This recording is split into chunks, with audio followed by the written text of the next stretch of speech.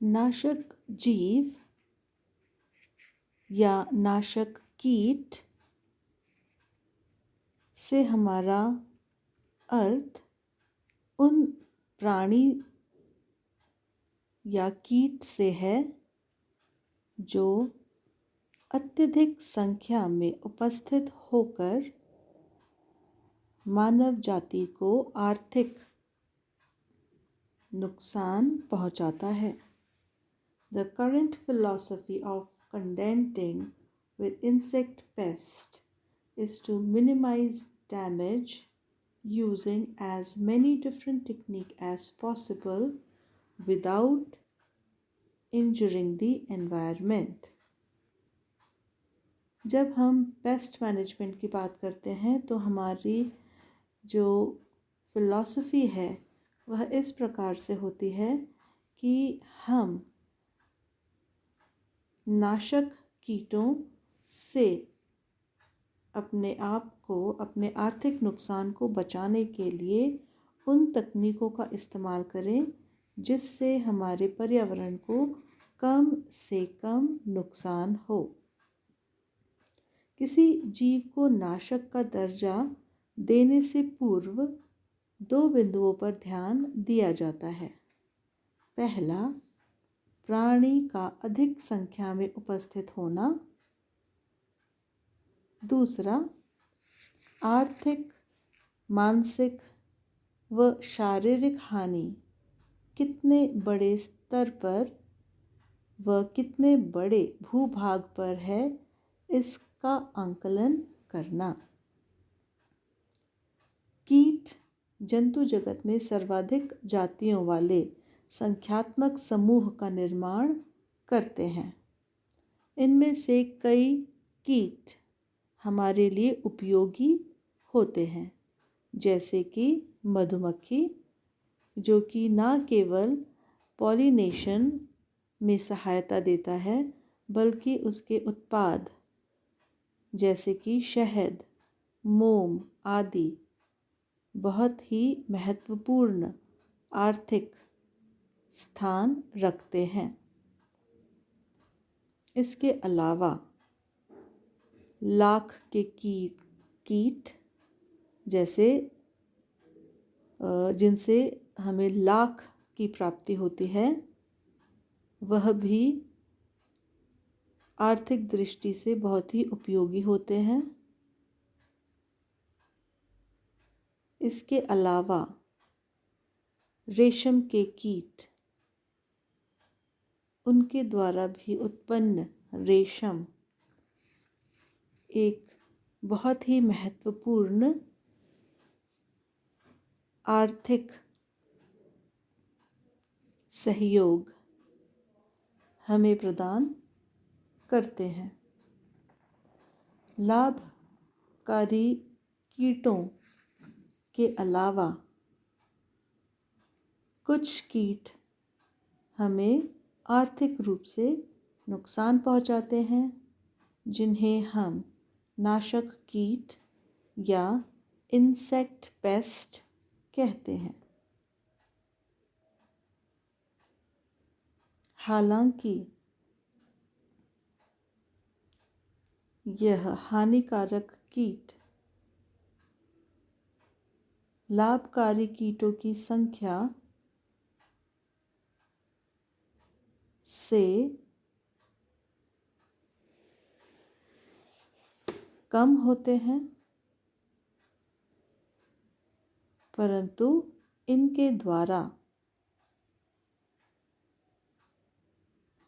नुकसान काफ़ी बड़ी तादाद में होता है।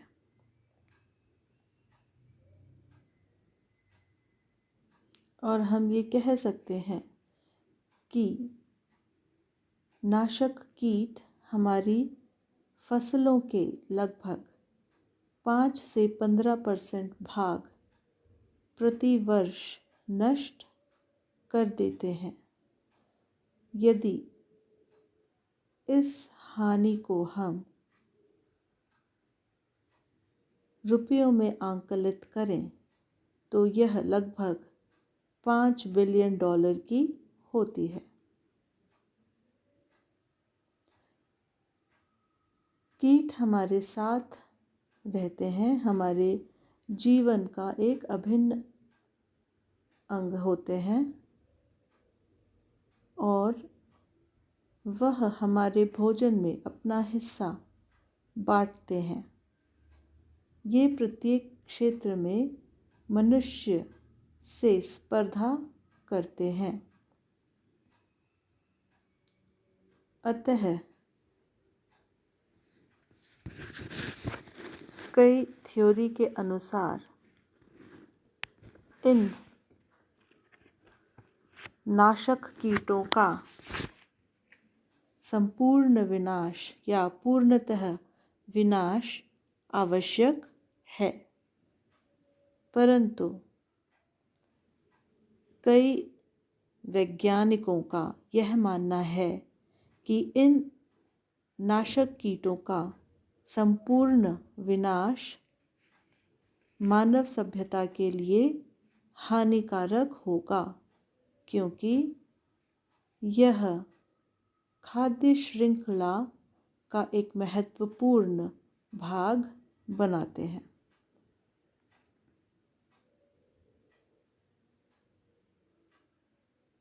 ब्राइन नामक वैज्ञानिक ने पेस्ट मैनेजमेंट या कीटनाशक प्रबंधन की संकल्पना प्रस्तुत की और इनके अनुसार नाशक कीट की संख्या को इस स्तर तक नियंत्रित किया जाना चाहिए कि उनके द्वारा नष्ट किया गया अनाज या फसल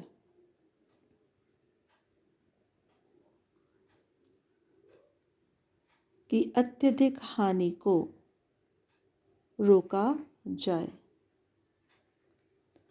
यानी हमें पूर्णतः इन कीटों का विनाश नहीं करना चाहिए, परंतु इनकी संख्या में नियंत्रण करना चाहिए, जिसके द्वारा हम हमारे नुकसान को कम कर पाएं। इसके लिए कई विधि वैज्ञानिकों द्वारा समझी गई है और इस विधि में सबसे पहले जो विधि आती है वह है cultural control. According to some researchers, the complete eradication of insect pest should be done so that the loss in crop, which is in terms of $1 billion, could be controlled. But many researchers believe that since the insect, they form an important part in the food chain, their eradication will ultimately cause a great harm to the humankind. Therefore, scientist Brian has suggested a sort of pest management theory by which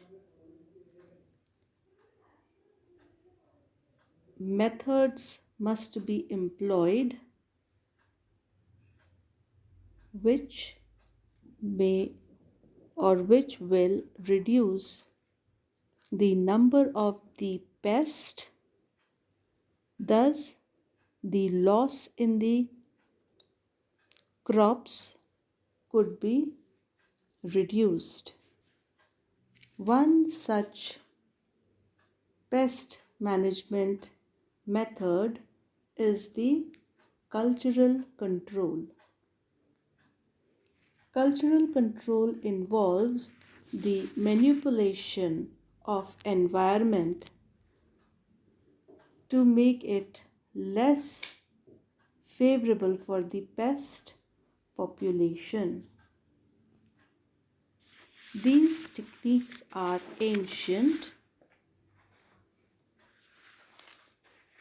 Normally, the results are not immediate, and these practices may be applied long before economic damage is evident. Crop rotation is a common mean of minimizing damage by pest. The timing of planting to the period when insect pest is least abundant or absent has proven successful in winter. Other methods are characterized as cultural control methods are all based on agricultural procedures. This type of control is important in controlling pests of livestock and their impact on humans. सांस्कृतिक नियंत्रण यह सबसे पुरानी कीट नियंत्रण की विधि है। इसे किसान स्वयं अपने खेत पर प्रयोग कर सकता है, किंतु उसे कीटों के जीवन चक्र, आदतों, पारिस्थितिक चक्र एवं व्यवहार का पूर्ण ज्ञान होना आवश्यक है।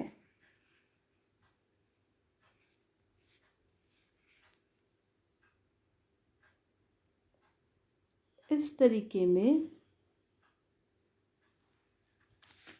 फसल को परिवर्तित कर या फसलों के चक्रीय क्रम को ध्यान में रखते हुए विभिन्न मौसम में विभिन्न प्रकार के फसलों को उगाकर कीटों से होने वाले नुकसान से बचा जा सकता है।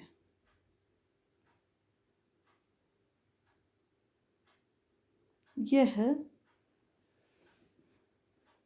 फसलों को चक्रीय क्रम या एकांतरित क्रम से उगाना, जिसे क्रॉप रोटेशन कहते हैं, का पालन करने की सुझाव देता है। फसलों के चक्रीय क्रम से उगाना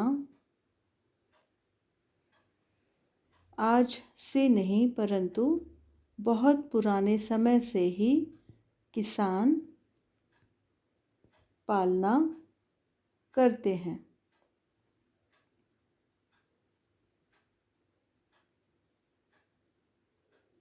खेत में गहरी खुदाई 4-5 बार कुछ दिनों के अंतराल पर करने से व धूप में खुला छोड़ने से कीट के लार्वा, निम्फ आदि धूप से नष्ट होते हैं या पक्षियों अथवा स्तनियों द्वारा खा लिए जाते हैं। यह एक महत्वपूर्ण क्रिया है जिनके द्वारा नाशक कीटों से हम छुटकारा पा सकते हैं। एक और सांस्कृतिक नियंत्रण तकनीक में रोधक किस्मों के पौधों को उगाने के उपाय को भी सुझाया जाता है।